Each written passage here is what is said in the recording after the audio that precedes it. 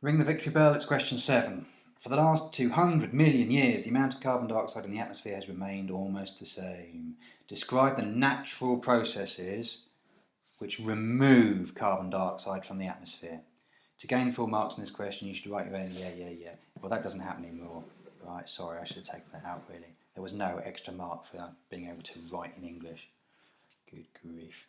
What we're looking for is the natural processes which remove carbon dioxide. And the most obvious one, obviously, is photosynthesis. Yes. Okay, CO2 plus H2O gives C6H12O6, or sugar for biologists, and oxygen and O2, oxygen. Right, that's the dominant process that's taking carbon dioxide out of the atmosphere.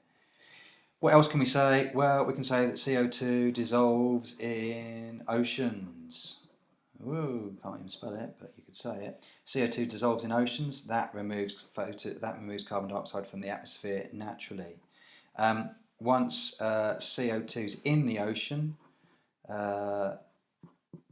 it's used by microorganisms to make shells, which locks it up as carbonates. Okay, all those lovely shells. And we can say that the carbonates over time form sedimentary rock.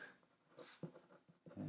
And over millions of years it forms sedimentary rock, and then there's a shift, and then the rock that used to be underground forming a sedimentary rock becomes on land as the oceans change, and then millions of years later someone digs it up and makes a cathedral out of it, and then the acid rain comes and dissolves the cathedral. That's the great cycle, that's the great carbon CO2 cathedral cycle, which isn't on the exam. What else can we say? Over millions of years fossil fuels form. Right, that's a natural process over millions of years that takes carbon dioxide out of the system. Yeah, and maybe we could say that plants and animals lock up C in their bodies. Not great, that one, because you tend to rely on a lot of them being dead for a long time. So yeah, actually don't have that one. We only needed 3. You didn't get the 4th mark, sorry. You only needed 3. The amount of carbon dioxide in the atmosphere has increased over the last 100 years. Okay, so in modern times, in modern times, in the blink of an eye, in terms of the history of the Earth, which is 4.5 billion years, 4,500 million years. The last 100 years is the blink of an eye. The amount of carbon dioxide has increased. Why? Why has it increased? Well, fossil fuels. Yeah, it's all about burning fossil fuels, isn't it? Yeah, whether you're burning it in a car or burning it in a factory, you're still burning the same thing, whether it's in coal form, oil form, gas form, petrol form, whatever. It's a fossil fuel burning. Fossil fuel burning releases CO2. Right.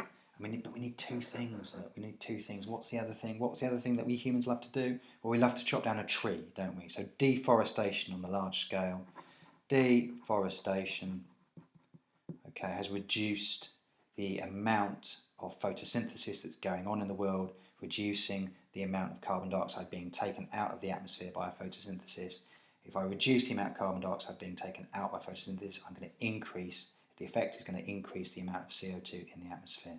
So those are my 2 things I'm looking for.